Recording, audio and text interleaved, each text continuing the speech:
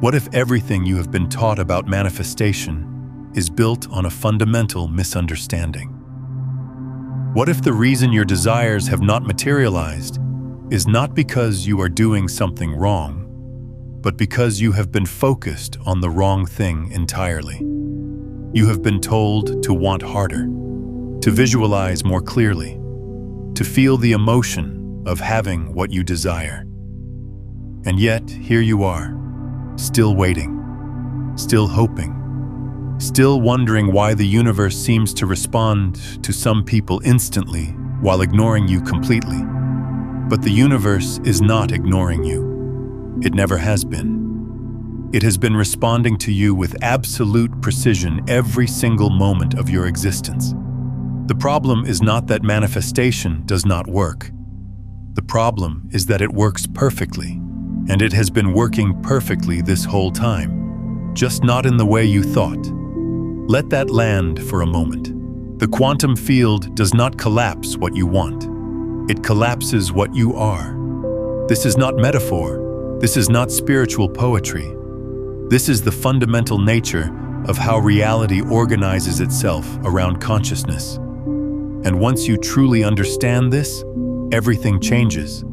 Not because you learn a new technique, but because you finally see what has been happening all along. You can desire something for 10 years and still collapse a completely different reality. You can visualize wealth every morning and keep collapsing scarcity every afternoon. You can crave love with every fiber of your being and keep collapsing distance and disappointment.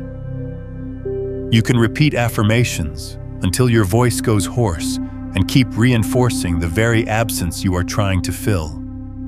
And here is the part that might unsettle you. The field is not confused.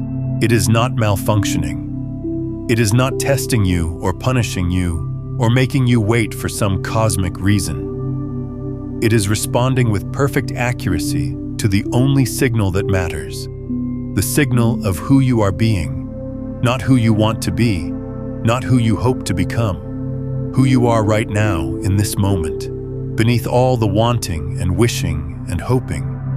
This is where the entire paradigm of manifestation needs to be rebuilt from the ground up. Because most people have been operating under a fundamental misconception. They believe that desire is creative power. They believe that intensity equals influence. They assume that if they want something badly enough, think about it obsessively enough, imagine it vividly enough, reality will eventually comply. As if the universe is some kind of cosmic vending machine that responds to the strength of your craving. But that is not how quantum mechanics works. That is not how consciousness interacts with the field of infinite possibility. In the quantum realm, potential collapses under observation. This has been demonstrated in laboratory after laboratory. The famous double-slit experiment showed us that particles exist in superposition, holding multiple potential states simultaneously until the moment of observation. Only then does one possibility collapse into physical reality. But here is what most people miss when they hear about the observer effect. Observation is not the same thing as desire. Observation is not wanting something to happen. Observation is not hoping or wishing or visualizing. Observation, in the deepest quantum sense, is identity. It is the totality of your awareness structure, your beliefs, your emotional baseline, your self-concept, your embodied expectation of what is normal and natural and possible for someone like you. And that structure is remarkably stable. That is the key that unlocks everything. Desire fluctuates wildly from moment to moment. You want something intensely in the morning and forget about it by evening.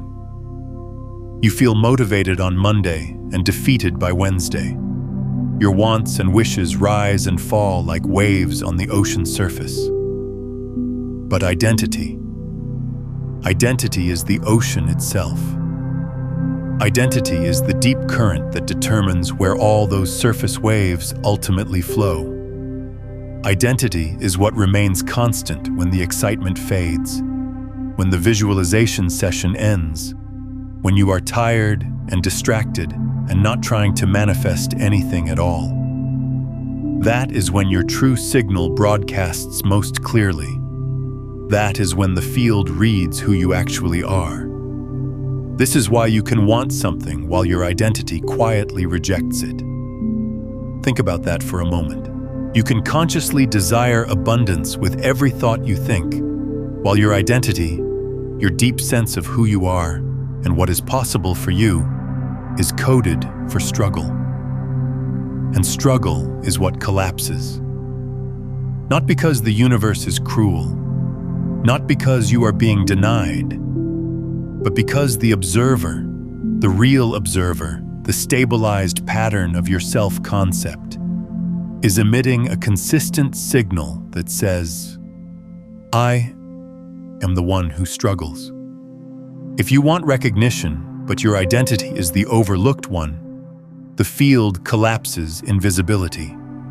If you want peace, but your identity is the one who survives chaos, the field collapses drama.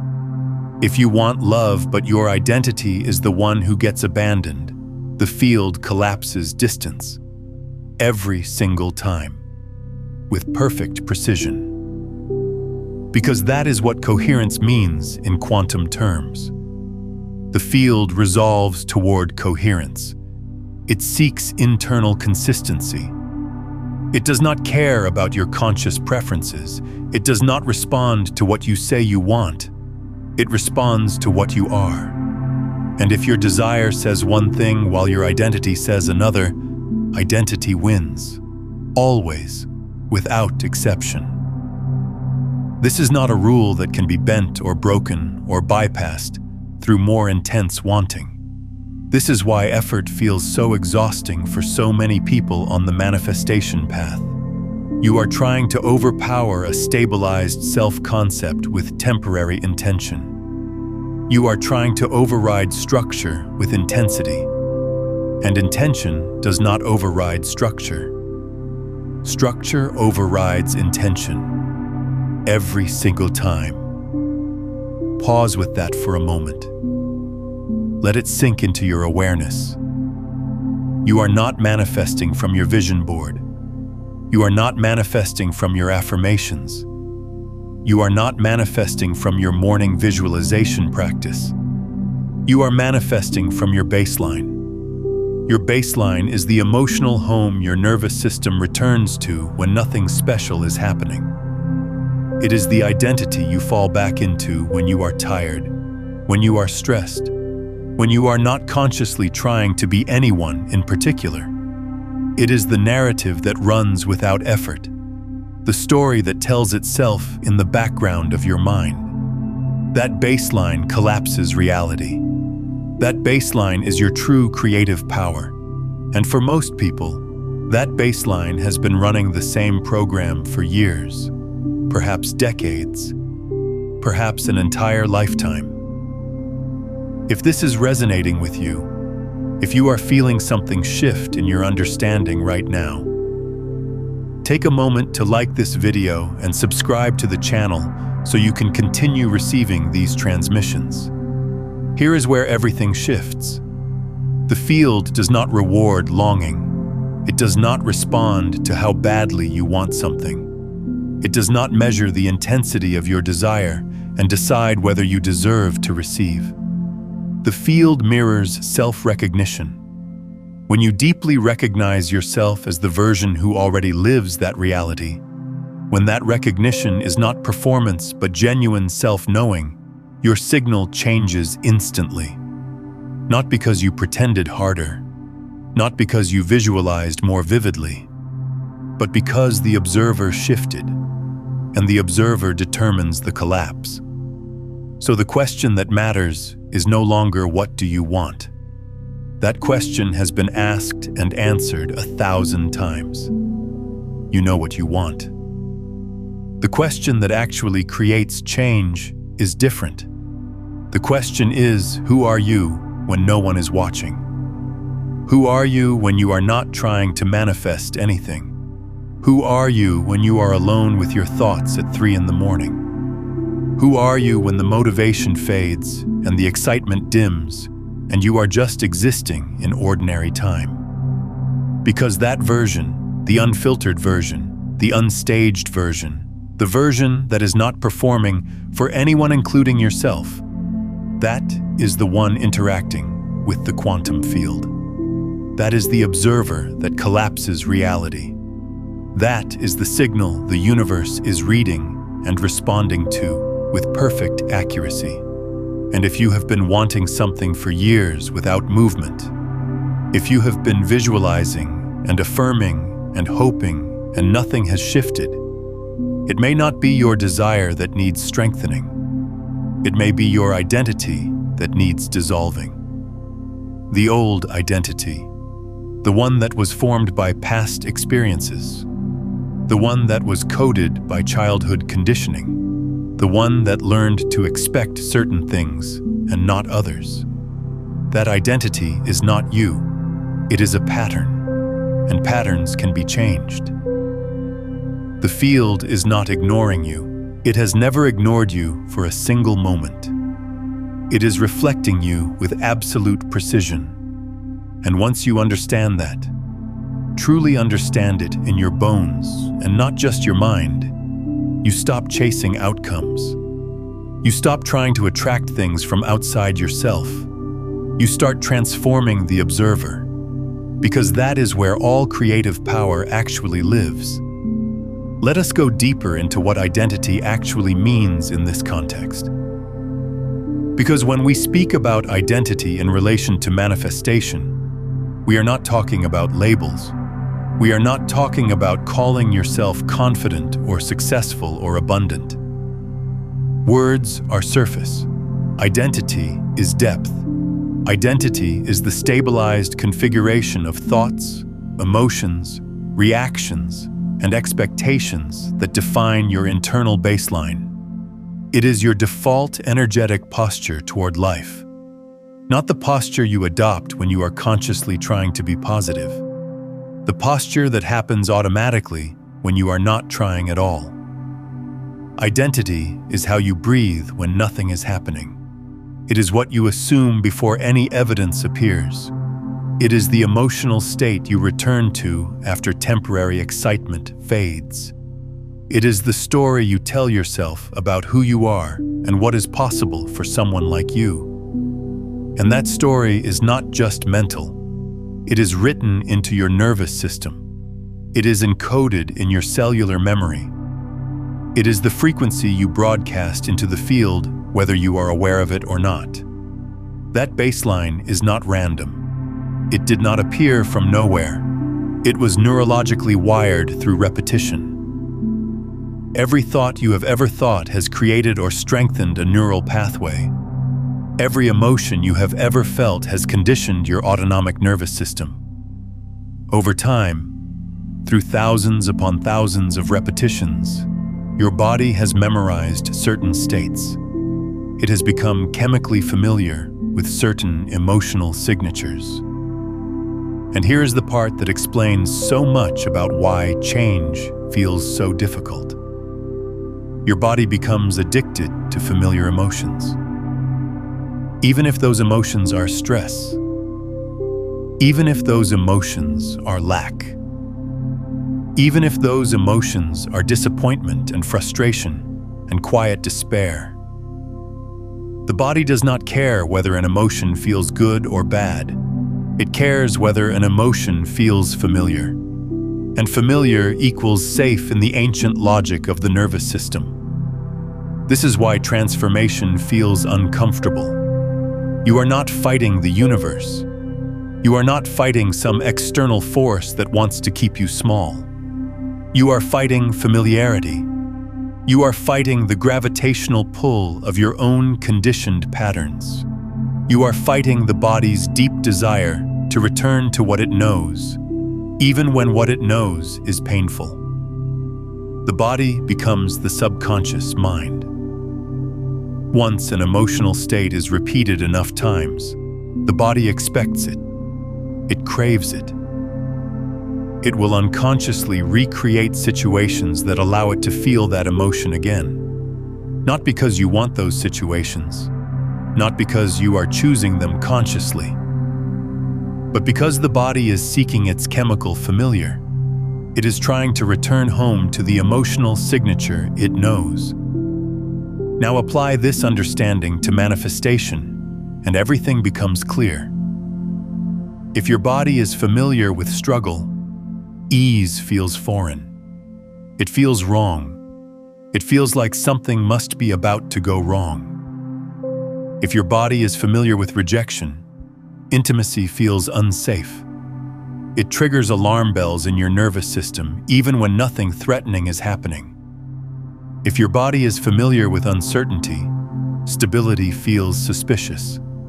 You cannot relax into it because your system is waiting for the other shoe to drop. So when you desire something outside your current identity, your nervous system reacts. It tightens. It doubts. It subtly resists.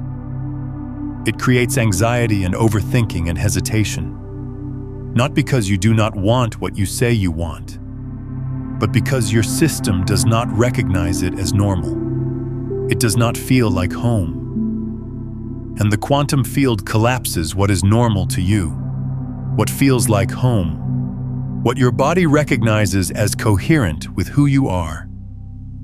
Consciousness collapses possibilities into actual events. But consciousness operates through identity. It collapses the possibilities that are coherent with its internal structure. Coherence means internal agreement. If your mind says, "I am wealthy," but your nervous system says, "I am bracing for loss," there is no coherence. There is conflict.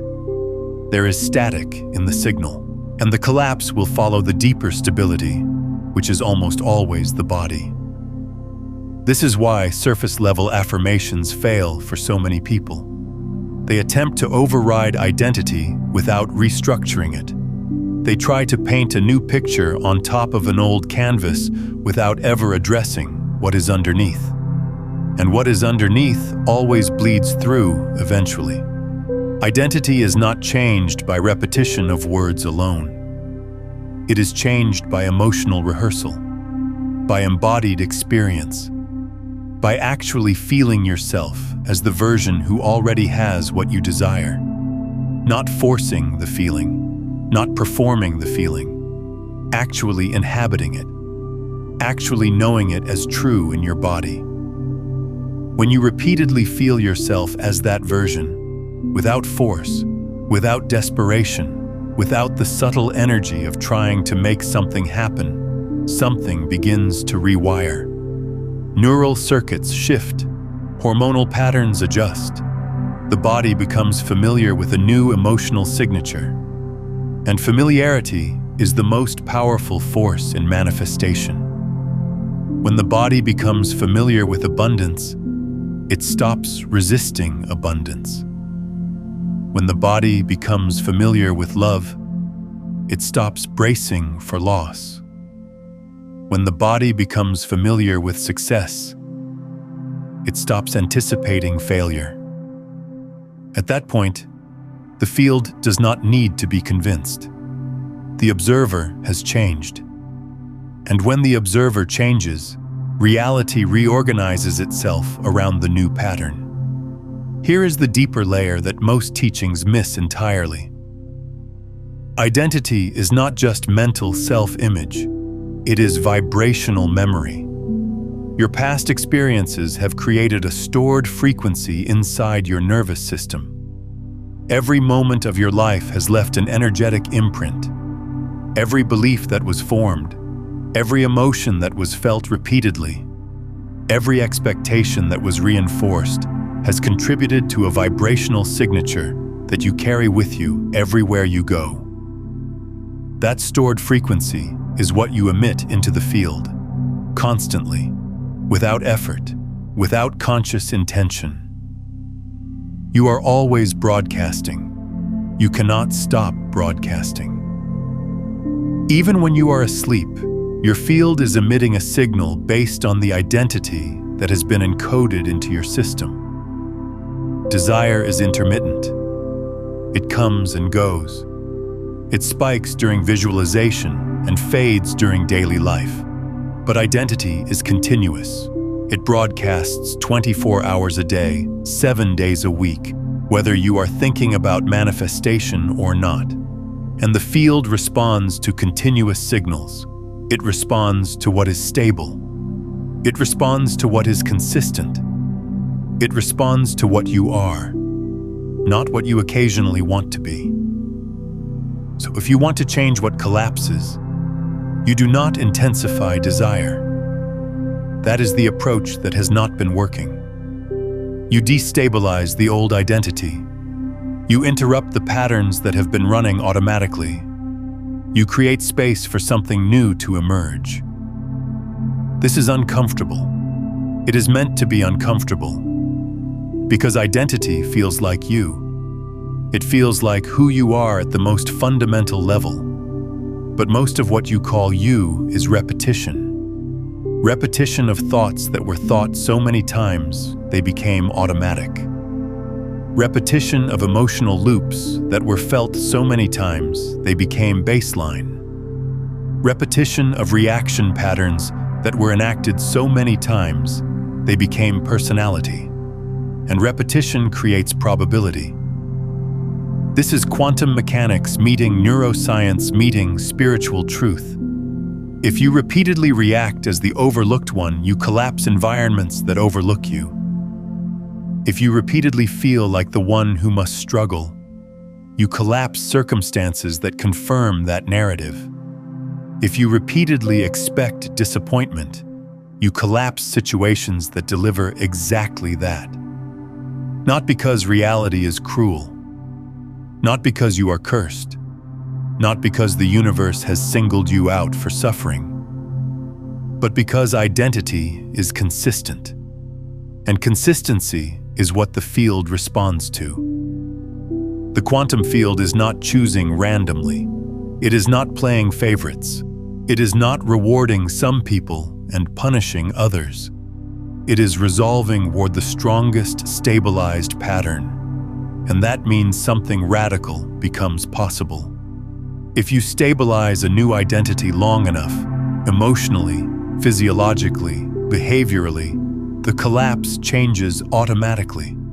You do not need to chase outcomes. You do not need to manipulate reality. You shift the pattern. And when the pattern shifts, the field reorganizes around it. The problem is not that your desire is too small. It is not that you do not want it badly enough. It is that your identity is too stable, and stability is power. Whether that stability supports you or limits you, it determines what collapses into your experience. The moment you understand this, manifestation becomes less about wishing and more about restructuring. Less about chant and more about becoming. Less about attracting something from out there, and more about recognizing what you already are in here. Because the field is not asking what you want. It never has been. It is asking who you are being, and who you are being is what collapses next. I want to pause here and ask you something. When did you first realize that your identity might be running a program you did not consciously choose? Share that moment of recognition in the comments below. If this understanding of identity as the true observer is opening something within you, you will find the complete system for transforming your baseline frequency in my book Beyond the Frequencies, a quantum guide to consciousness mastery. What we have explored today only touches the surface of the 9 master frequencies that move you from unconscious transmission to becoming the broadcast itself. It is linked in the pinned comment below. In quantum physics, the observer is not passive. This is one of the most profound and most misunderstood discoveries in the history of science. For centuries, we believed that reality existed independently of our observation of it.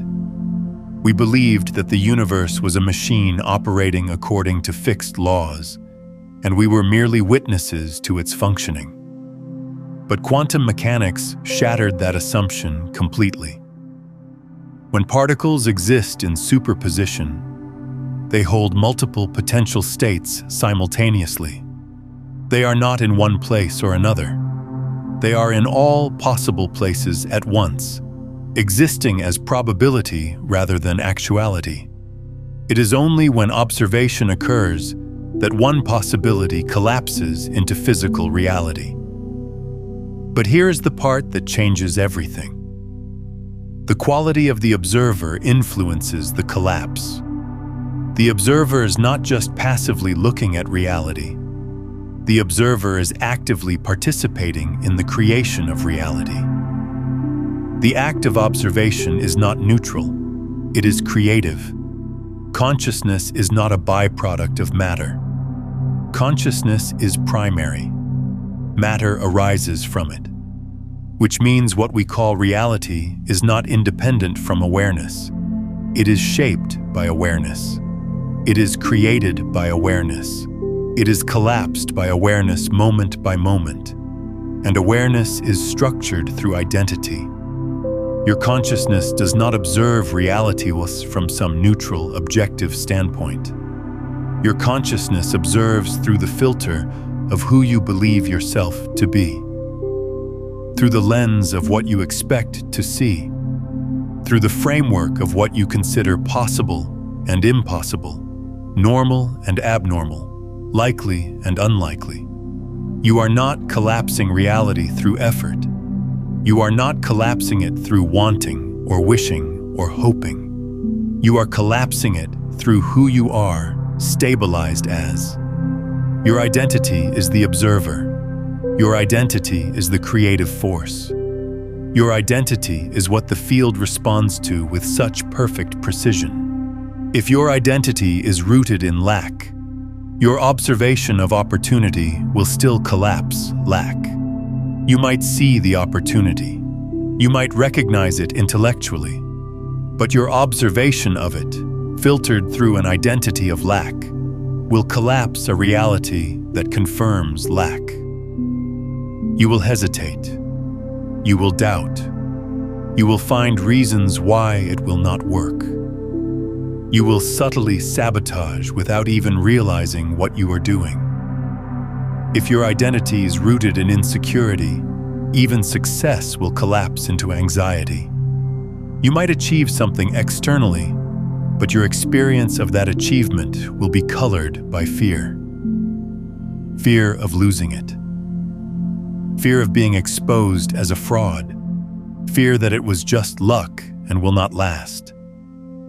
The external success collapses, but the internal experience remains consistent with the identity of insecurity. The field does not collapse what you intellectually prefer. It collapses what your identity recognizes as coherent. And coherence is not about conscious choice. It is about deep alignment between all levels of your being. Your thoughts, your emotions, your nervous system, your cellular memory, your energetic field. When all of these are aligned around a particular identity, that identity collapses reality with tremendous power. This is why people can sabotage breakthroughs unconsciously. Imagine someone who identifies as the one who never gets picked. This identity was formed in childhood, reinforced through adolescence, solidified through adult experiences that seem to confirm it. Now imagine that person encounters a genuine opportunity, something that could change their life, something that is actually available to them. Their conscious mind might say yes. Their conscious mind might want it desperately. But their identity, operating beneath conscious awareness, begins its work. Internal dialogue distorts perception. They start to see problems that may not exist. They hesitate when action is required. They overanalyze when simplicity would serve them. They pull back at the crucial moment, and the collapse follows the internal expectation, not the external possibility. The opportunity was real. The potential was there. But the observer collapsed a different outcome because the observer was stabilized around a different identity. Reality is not reacting to desire. Reality is stabilizing around expectation, and expectation is identity expressed through perception. What you expect to happen is a direct reflection of who you believe yourself to be, and what you believe yourself to be determines what you perceive, how you interpret what you perceive, and how you respond to what you perceive. This is also why two people can experience the exact same event and collapse completely different outcomes. The event itself is neutral potential. It contains multiple possibilities, but each observer brings their own identity to the observation. Each observer filters the event through their own beliefs, expectations, and self-concept. And each observer collapses a different reality from the same raw material. One person sees opportunity where another sees threat. One person sees invitation where another sees rejection. One person sees the beginning of something beautiful where another sees the setup for disappointment. The event did not determine the outcome. The observer determined the outcome. The identity of the observer shaped the collapse. When your identity changes, your perception changes. This is not metaphor. This is literal. The same information enters your awareness, but it is processed differently. It is interpreted differently. It is responded to differently. And different responses create different outcomes. When perception changes, interpretation changes. You begin to see possibilities you could not see before. You begin to recognize opportunities that were always there, but invisible to your previous identity. You begin to understand situations in ways that open doors rather than closing them. When interpretation changes, behavior shifts. You act differently because you see differently. You respond differently because you understand differently. And different behavior reinforces different outcomes. The collapse becomes self-consistent. Reality begins to organize around the new pattern. But the first shift is always internal, always, without exception. You must become someone else before your life changes. Not superficially, not cosmetically, not by adopting new language or new habits on top of the same old identity. Structurally, at the level of who you actually are when no one is watching. Because personality creates personal reality. Personality is your predictable pattern of thinking, feeling, and reacting. If you remain predictable internally, your external environment will remain predictable too. The field mirrors predictability. It reflects consistency. It collapses what is stable. To collapse a new reality, you must become internally unpredictable to your old self. This does not mean chaos. This does not mean erratic behavior or wild emotional swings. It means interrupting identity loops. It means choosing differently when the old pattern wants to repeat. It means feeling differently when the old emotion wants to arise. It means thinking differently when the old thought wants to cycle. When you no longer react the way your old self would, something profound happens. The signal shifts. The observer has changed. And when the observer changes, the collapse changes. This is not theory. This is the mechanism by which reality is created moment by moment. Your brain is constantly filtering information. This is necessary for survival. There is far too much sensory data available in any given moment for conscious processing. So your brain deletes, distorts, and generalizes based on identity. It shows you what is relevant to who you believe yourself to be. It hides what does not fit the current self-concept. If you see yourself as unlucky, you will unconsciously filter out evidence of opportunity.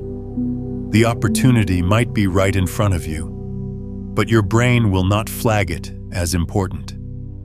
It will not bring it to conscious awareness, because unlucky people do not encounter opportunities.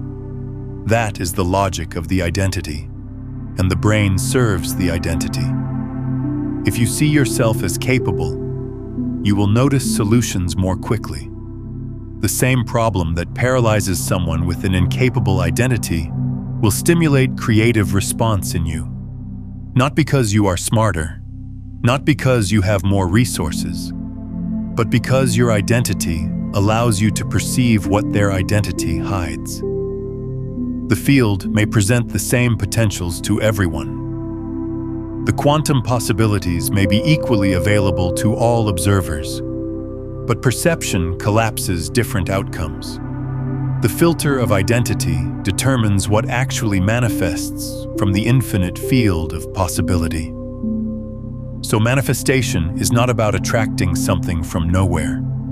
It is not about pulling things toward you through the force of desire. It is about recognizing and collapsing a probability that already exists. The abundance you want exists as potential in the field right now. The love you want exists as potential in the field right now. The success and peace and fulfillment you want all exist as potential in the field right now. But recognition requires identity alignment. If the probability of abundance exists in the field, but you do not identify as someone who sustains abundance, your nervous system will not lock onto it. You may glimpse it briefly. You may have moments of breakthrough, but you will not stabilize it. You will not be able to hold it. Because holding requires familiarity, and familiarity requires repetition of state. This is why identity work is not motivational fluff. It is not self-help platitude. It is not feel-good spirituality. It is quantum participation. When you repeatedly embody the emotional signature of your desired self, you are training the observer. You are conditioning perception. You are rewiring expectation. And once expectation stabilizes, collapse becomes inevitable. Breathe into this for a moment. Let yourself feel the weight of what is being revealed here. Desire is emotional movement towards something. It is reaching. It is wanting. It is the gap between where you are and where you want to be, felt as longing. Identity is gravitational stability around something. It is not reaching. It is being. It is the settled certainty of who you are, felt as normalcy. Gravity wins, always. The gravitational pull of your identity will always overcome the temporary thrust of your desire. You can want something with tremendous intensity, but if your identity is not aligned with having it, you will fall back into the familiar pattern. Every single time. If you have been wanting something for years, ask yourself this, instead of asking why it has not manifested. Have you become the version of yourself for whom this outcome is normal? Not exciting, not hoped for, not believed in. Normal, ordinary, expected, unremarkable. When something is normal, there is no emotional spike around it. There is no inner argument about whether you deserve it. There is no doubt about whether it will happen. There is no overthink about how to make it happen. There is simply alignment. Simple, quiet, unremarkable alignment. And alignment is what the field resolves around. Not intensity, not desperation, not even faith in the way most people understand faith. Alignment, coherence. the match between who you are and what you experience. The observer is not neutral. The observer is the creator. And the creator is not your words. It is not your affirmations. It is not your vision board or your journal or your morning ritual. The creator is your stabilized self, the version of you that exists beneath all the trying. The version that remains when the effort stops. That is what collapses reality. That is what the field responds to. That is where your creative power actually lives. There is a version of you that already has what you want. This is not fantasy. This is not wishful thinking. This is quantum reality. That version exists as probability in the field right now. It is not somewhere in the future waiting to be reached. It is here, in this moment, as potential waiting to be collapsed. But potential collapses only when it matches your emotional baseline. Not your emotional peaks, not the feelings you generate during visualization. Your baseline. The frequency you return to when nothing special is happening. The emotional home your nervous system recognizes as normal. Most people try to feel elevated emotions during their manifestation practice. They generate excitement about what they want. They manufacture gratitude for what they imagine having. They try to amplify belief and positivity and high vibration. And these efforts are not wrong, but they are incomplete. Because these are spikes, temporary elevations above the baseline. And temporary states do not override long-term identity. You can spike into abundance consciousness for 20 minutes during meditation, and then spend the rest of your day broadcasting scarcity. The field responds to the consistent signal, not the occasional spike. What truly collapses reality is your emotional default. What you feel when you wake up and nothing special is happening. What you feel when you are alone with your thoughts. What you feel when you are not trying to feel anything in particular. The tone underneath your thoughts. The texture of your ordinary awareness. Is it calm? Is it tense? Is it expectant? Is it doubtful? Is it open? Is it contracted? Is it trusting? Is it bracing? That tone is your broadcast frequency. That tone is what the field reads and responds to. That tone is your creative power in action, whether you are aware of it or not.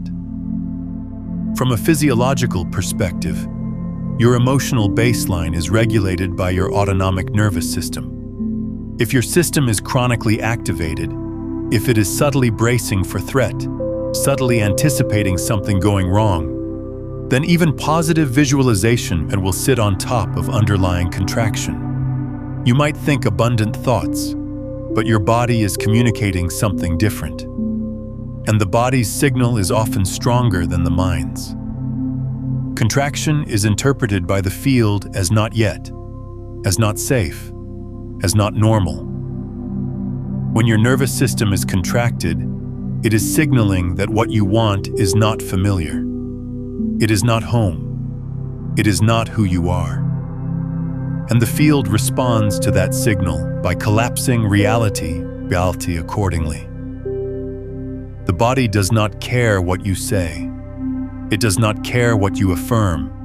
It does not care what you write in your journal or declare to the universe. It responds to safety and familiarity.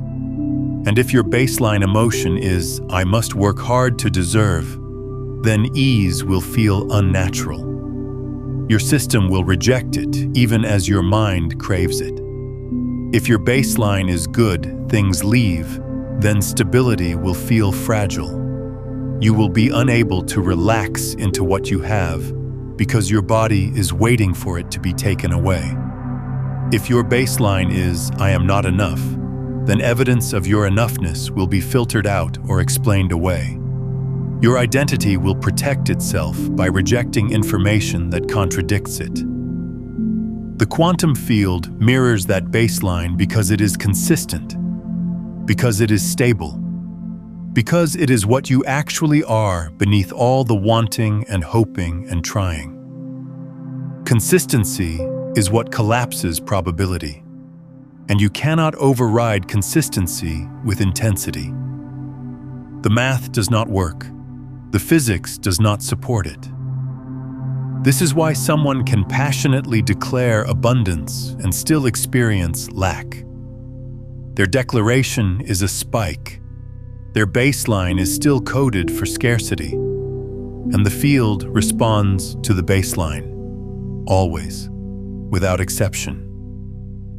But here is where power returns to you. Here is where everything becomes possible. Baseline can be retrained. It is not fixed. It is not permanent. It is not who you really are at some unchangeable core.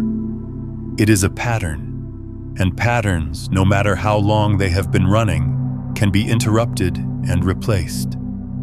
Every time you regulate your nervous system, every time you return to calm without needing external validation, you are rewriting identity. You are teaching your body a new normal. You are showing your system that safety does not depend on circumstances. Every time you choose not to react from your old emotional pattern, you are weakening the old collapse mechanism. You are interrupting the repetition that has been creating your reality. You are creating space for something new. Every time you feel yourself as the version who already has what you desire, and you hold that feeling not as fantasy but as recognition, you are training the observer. You are conditioning a new baseline. You are building familiarity with a new frequency. This is not about pretending. This is not about denial. This is not about ignoring your current reality or suppressing your genuine feelings. This is about recognizing that your current reality is a reflection of a previous identity, and that identity can change, is changing, will change. If you stop reinforcing the old pattern and start stabilizing a new one, the work is not to want harder. The work is to become different, to literally be someone else, not in a performative way, not in a way that requires constant effort, in a way that becomes natural, that becomes normal, that becomes who you are when you are not trying to be anyone. When the new identity stabilizes, when the new baseline becomes familiar, the field reorganizes automatically. You do not need to chase outcomes. You do not need to manipulate reality. You do not need to figure out the how. The how takes care of itself when the who is aligned. This is the quantum truth that most manifestation teachings miss entirely. They focus on the what.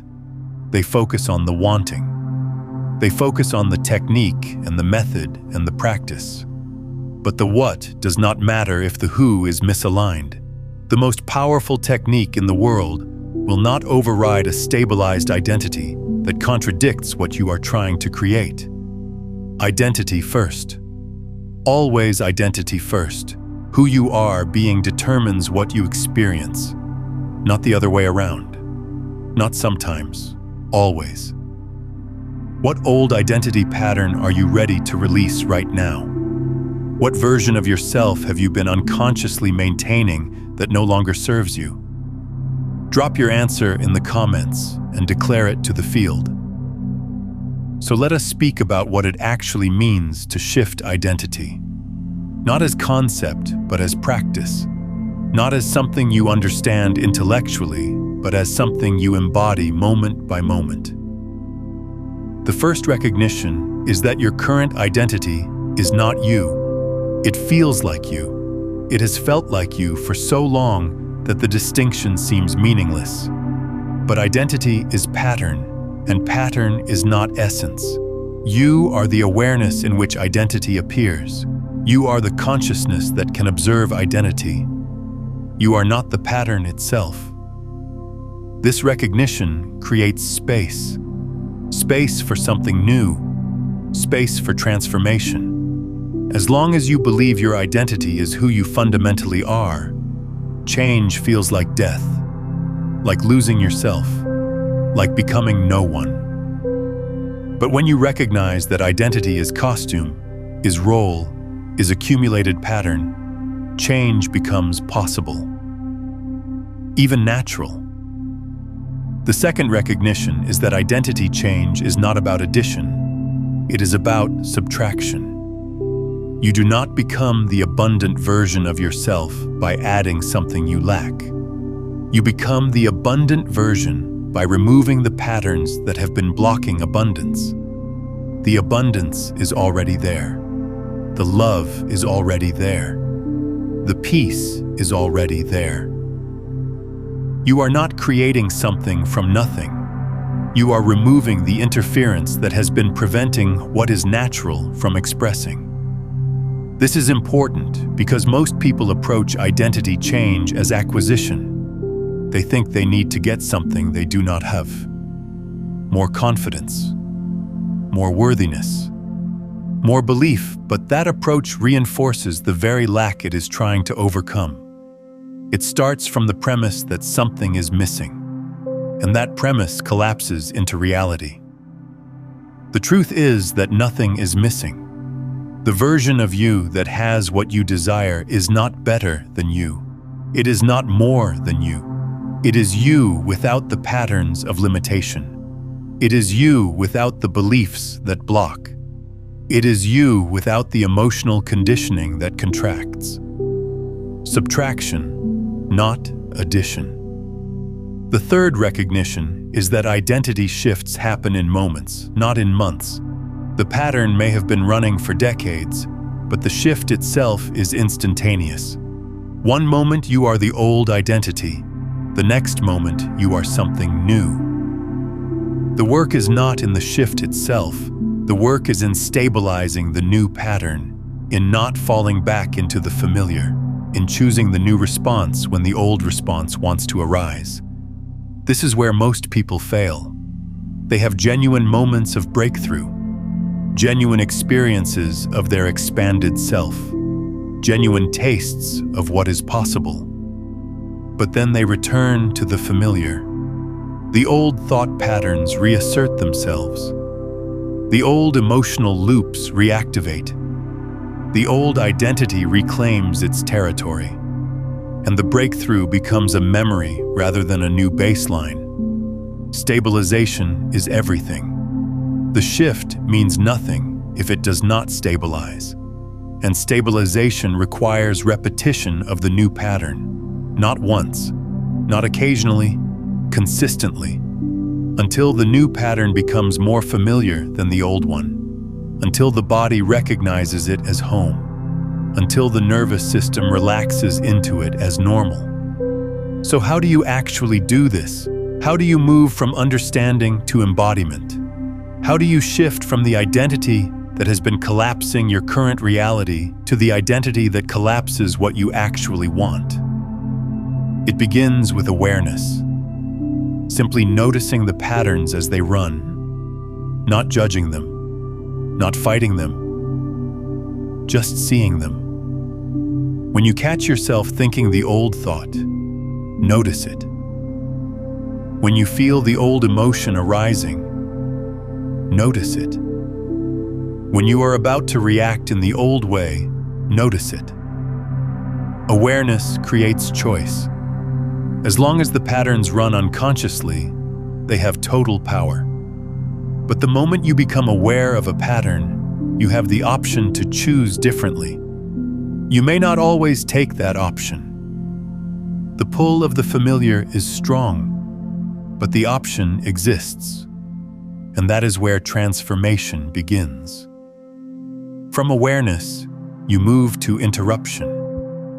When you notice the old pattern, you pause. You do not let it complete itself automatically. You create a gap, a space, a moment of choice. In that gap, the old pattern loses momentum. It does not disappear. It does not release its grip entirely, but it weakens.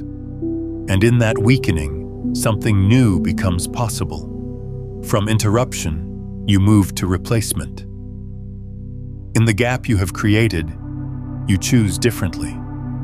You think the thought the new identity would think.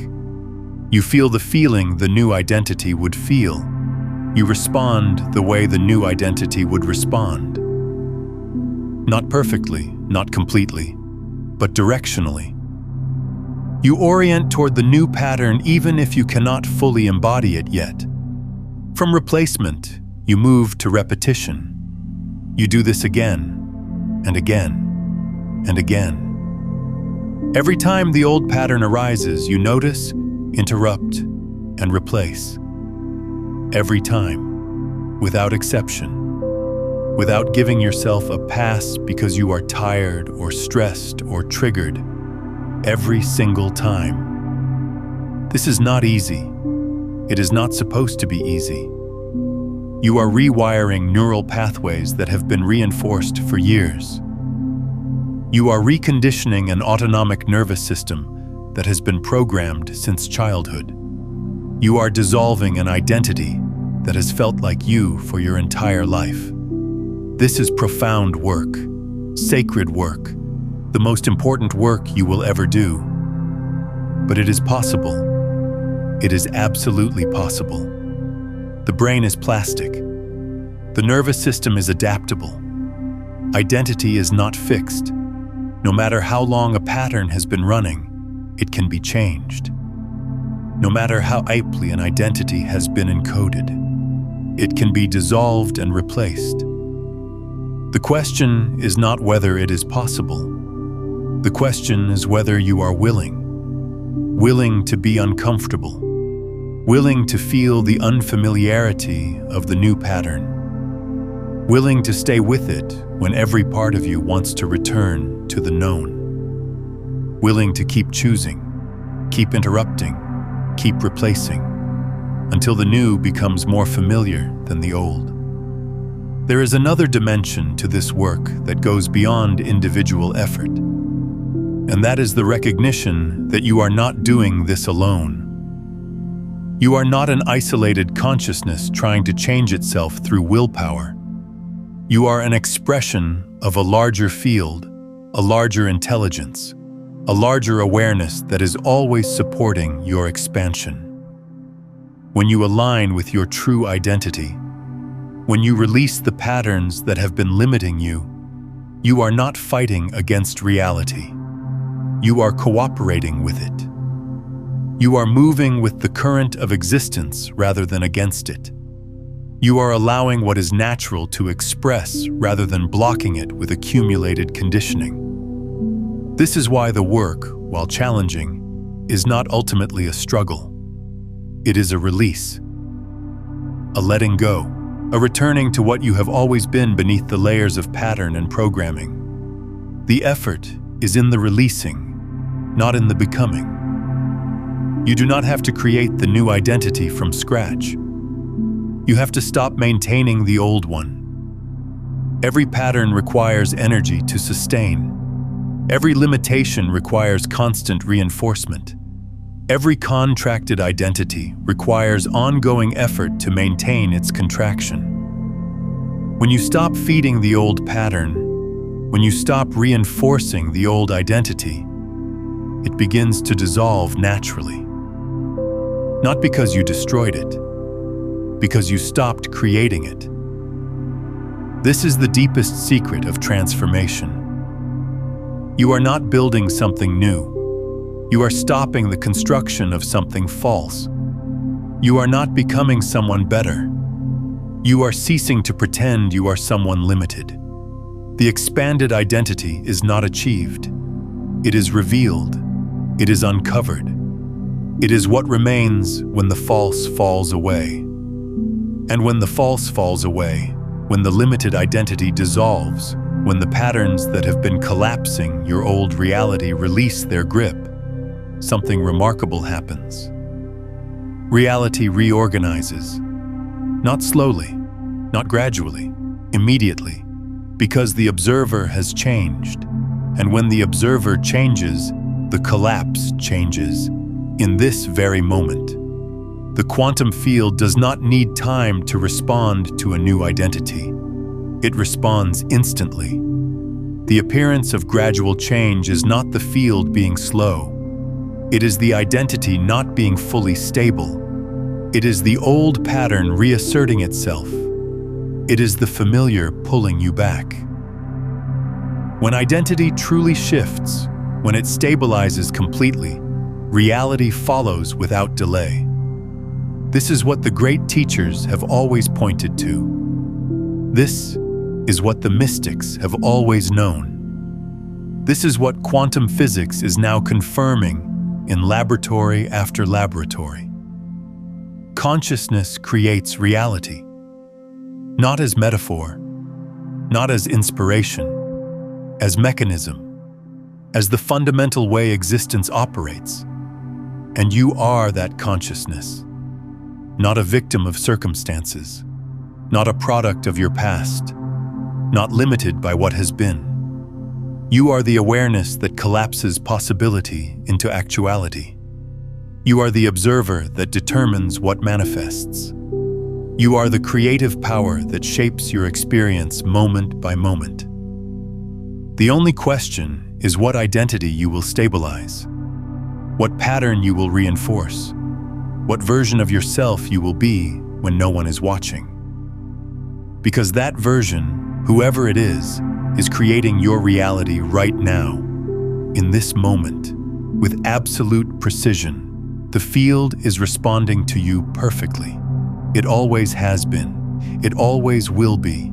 The invitation is not to want differently.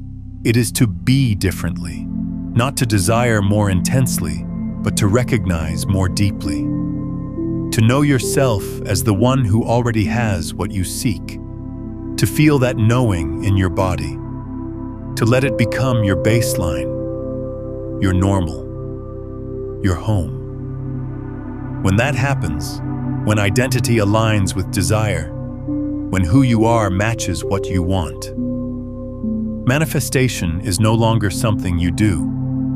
It is something that happens through you, effortlessly, inevitably, as naturally as breathing. This is your quantum truth. This is your deepest power. This is what you have always been, waiting to be remembered. The field is not asking what you want. It is asking who you are. And who you are is what collapses next. So become the one who already lives the reality you desire. Not in fantasy, not in visualization, in identity, in baseline, in the quiet truth of who you are when no one is watching. That is the only manifestation technique that matters. That is the only practice that transforms. That is the only path that leads where you want to go. You are not here to want your life into being. You are here to be your life into existence, and that being starts now. In this breath, in this moment, in the simple recognition of who you have always been beneath the patterns that told you otherwise. The observer determines the collapse. You are the observer. Choose who you will be, and watch reality reorganize around your choice. Consider returning to this message each morning before your day begins, letting these truths sink deeper into your nervous system with each listen. And if someone in your life is ready to hear this, share this with them. When you pass on these quantum principles, you strengthen your own embodiment of them while creating a ripple of awakening that expands through your entire field of connection. This is not the end of something. This is the beginning of a new identity, a new baseline, a new relationship with the field of infinite possibility. What you do with this understanding is up to you, but the understanding itself is now yours. It cannot be unknown. It cannot be unfelt. It has entered your awareness, and awareness changes everything. Take this into your life, not as concept, but as practice. Not as something you heard, but as something you embody. Notice your patterns, interrupt your loops, choose differently, again and again and again, until the new becomes familiar, until the expanded becomes normal, until who you are and what you want are no longer two things but one. The field is waiting. It has always been waiting, not for your desire, for your identity, for you to become the one who already has what you seek. That becoming is available now, in this moment. It requires nothing but your willingness to stop being who you have been and start being who you truly are. You are not your patterns. You are not your conditioning. You are not your past. You are consciousness itself, temporarily wearing the costume of limitation. And costumes can be changed in an instant when you are ready. Are you ready? The field is listening. The field is responding. The field is collapsing reality around whoever you are being right now. Be the one who has what you want. Not tomorrow. Not when you are ready. Now. In this breath. In this moment. In the quiet truth of your being. That is the quantum secret. That is the only secret. Identity creates reality. Not desire, not wanting, not wishing. Identity. Become who you need to be and watch everything change. To go even deeper into understanding your true nature as the observer, watch. This is your true identity, and it will shock you. That transmission reveals the core of who you actually are beneath every pattern and program.